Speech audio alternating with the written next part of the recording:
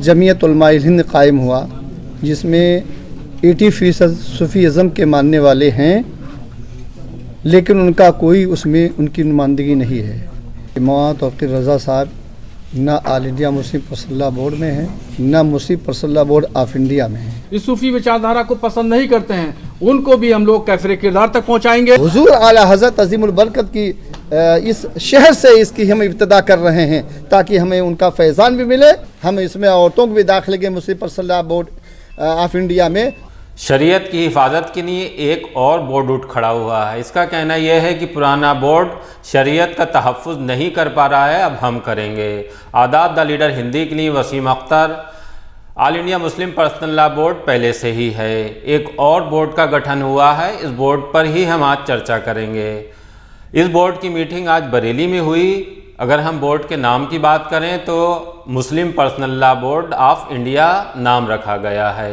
कहना तो यह है इस बोर्ड के पदाधिकारियों का कि ये बोर्ड पहले से ही चल रहा है, लेकिन अब इसको हम एक्टिव करने जा रहे हैं। अगर हम इस नए बोर्ड की बात करें तो इसमें ज़्यादातर लोग वो हैं जो सूफ़ी विचारधारा के हैं, या जिन्हें हम सुन्नी बरेलवी मुसलमान कह सकते हैं। 110 ईयर्स बिफोर जमीयत उलमा हिंद कायम हुआ, जिसमें 80% सूफ़ीज़म के मानने वाले हैं, लेकिन उनका कोई उसमें उनकी नुमाइंदगी नहीं है।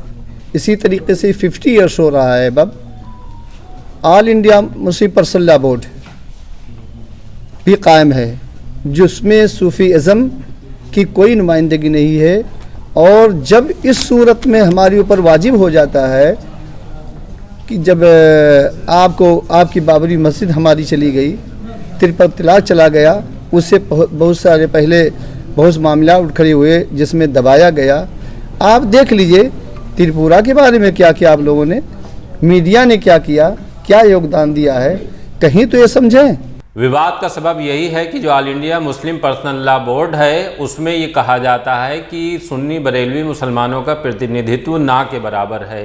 इक्का दुक्का ही लोगों को उसमें शामिल किया जाता है। अगर इससे हम पीछे और लौटें तो इसी बुनियाद पर मौलाना तौक़ीर रज़ा खान ने भी एक बोर्ड बनाया था जिसका नाम था पर्सनल लॉ बोर्ड जदीद। मौलाना तौक़ीर रज़ा साहब ना All India Muslim personal law Board में है, ना Muslim personal law Board of India में है। मैं जदीद की बात कर रहा हूँ। मैं जदीद भी नहीं है, वो जदीद भी नहीं है। जी जी। कोई इसका ताल्लुक़ नहीं है, न जदीद से न कदीम से। लेकिन बाद में चूंकि उनको ये एहसास हुआ कि इस बोर्ड से मुसलमानों में बंटवारा हो रहा है, लिहाजा ये बोर्ड अब उस तरह से एक्टिव नहीं है जैसे शुरुआत में इसकी मीटिंग हुई थी। खैर, अब एक नया बोर्ड सामने आया है, Muslim personal law Board of India.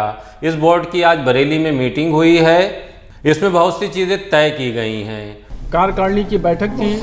बैठक ने फैसला लिया है कि शरई और मजहबी मामले में और कौमी मिली मामले में बढ़ चढ़ करके हम मुसलमानों की रहनुमाई का फरीज़ा अंजाम देंगे। और बोर्ड ने यह भी फैसला लिया है कि आफत नाहगानी के वक्त, यानी कहीं भी अगर आसमानी तौर पर नुकसानात होते हैं या फ़िरक़ा वाराना फसाद होता है, तो वहाँ पर बोर्ड के लोग और उलमा इमाम मसाजिद ये लोग मदद के लिए वहाँ खड़े होंगे और रिलीफ का काम करेंगे। नया बोर्ड बनाने के पीछे की वजह यही बताई जा रही है कि पुराना बोर्ड शरीयत का तहफ़्फ़ुज़ उस तरह से नहीं कर पा रहा है जैसे उसे करना चाहिए था। इसके पीछे तर्क ये दिए जा रहे हैं कि चाहे 3 तलाक का कानून आना हो, या बाबरी मस्जिद का मसला हो, या फिर CA NRC को लेकर जिस तरह से देश भर में आंदोलन हुए, उसमें भी बोर्ड की भूमिका ठीक नहीं रही है। इसी को लेकर ये ज़रूरत महसूस हुई कि जब पुराना बोर्ड ठीक से काम नहीं कर रहा है तो इस बोर्ड को आगे आना चाहिए। आज की तारीख में जो यहाँ प्रोग्राम हो रहा है हुस्ने ज़न पर नहीं, नीयत पर मौकूफ़ है। आज हुजूर आला हज़रत अज़ीमुल बरकत की इस शहर से इसकी हम इब्तिदा कर रहे हैं, ताकि हमें उनका फैज़ान भी मिले, क्योंकि उसकी ज़रूरत है कि हर जगह ये आवाज़ पहुँचे। हम लोग हर जगह इत्तेफाक व इत्तेहाद और जमहूरियत के साथ रहें, ताकि हमारी तरक्की हो, हिंदुस्तान तरक्की करे और हम लोग तरक्की करें। ये भी तय किया है बोर्ड ने कि वो आगे इसे लेकर क्या क्या काम करेगा, किस तरह से शरीयत के मसलों को उठाया जाएगा और उन्हें मजबूती से लागू किया जाएगा। नए बोर्ड का गठन करते वक्त भी वही गलती दोहराई गई है जो all India Muslim personal law board के गठन के वक्त की गई थी। मतलब ये कि जिस तरह से all India personal law Board में सुन्नी बरेलवी मुसलमानों को प्रतिनिधित्व माकूल नहीं दिया गया, उसी तरह से इस बोर्ड की बात करें तो इसमें तो सिरे से देवबंद हों, अहले हदीस हों या इस तरह के दूसरे नज़रिए के लोग, उनको पदाधिकारी नहीं बनाया गया है। पत्रकारों ने आज ये सवाल इस बोर्ड के पदाधिकारियों से किया भी तो उनका गोलमोल जवाब सामने आया कि हम क्या कर सकते हैं, जैसे हम आपके साथ कर रहे हैं, इनके साथ कर रहे हैं, तो वैसे उनके साथ भी कुछ करेंगे इत्तेफाक व इत्तेहाद। हम इसमें औरतों को भी दाखिल करेंगे Muslim personal law Board of India में पर्दे के साथ, और उनको भी दाखिल करेंगे, सबको दाखिल करेंगे, वक्त का इंतज़ार है। खैर, ये नया बोर्ड मुसलमानों और शरीयत से जुड़े मसलों को किस तरह से उठाता है, ये आने वाले वक्त में तय होगा। सियासत में ये फैसला किया है कि अभी कोई भी सियासी पार्टी की तरफ से ना ऐलान किया जाएगा, ना हिमायत की जाएगी और ना मुखालफत की जाएगी।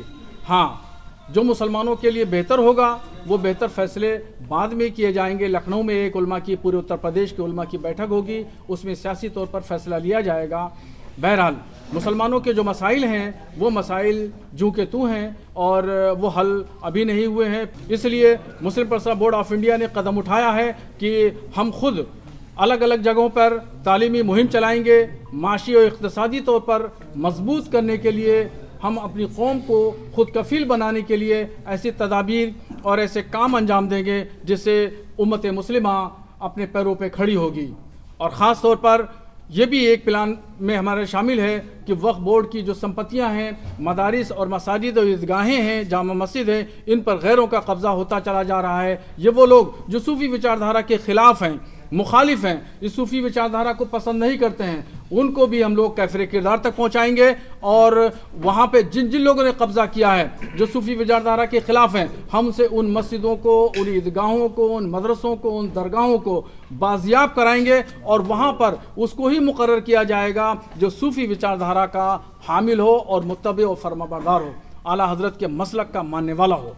उलमा कराम को, अइम्मा को इत्तेहाद कर रहे हैं कि हम लोग मिल करके Muslim personal law Board of India के ज़रिए कौमी, मिली, समाजी, मजहबी मामलात में जो हमारे साथ नाइंसाफ़ियाँ हो रही हैं उनके ख़िलाफ़ आवाज़ उठाएं। सबसे पहला जो मामला हमारा ये है, जो हिंदुस्तान की सरज़मीन पर हमारे साथ एक बहुत बड़ा अन्याय हो रहा है, खेल हो रहा है।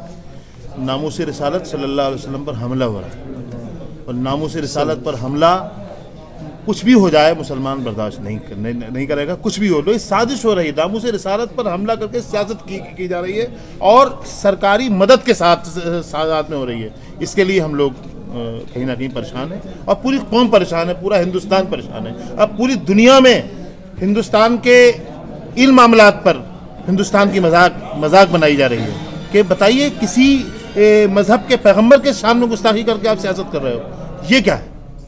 सबसे ज़्यादा ख़वातीन इस्लाम में ही हुकूक दिए गए हैं। यहाँ तक कि नबी करीम ने बताया कि जो जन्नत है वो भी माँ के पैरों के नीचे है और माँ आप जानते हैं कि ख़वातीन खिदमत करेंगे। तो लिहाजा हम लोग उनको भी बेदार कर रहे हैं और इस बात की भी कोशिश कर रहे हैं कि मस्जिदों में एक अलग इंतज़ाम हो और वो लोग भी जमात के साथ नमाज पढ़ें, जमात के साथ तरावी पढ़ें और पर्दे के साथ सारा एहतिमाम हो। वो भी बाहर निकल के दीन और इल्म दोनों चीज़ जब जानेंगी तब हिंदुस्तान में बेटियों को बचाया जा सकता है।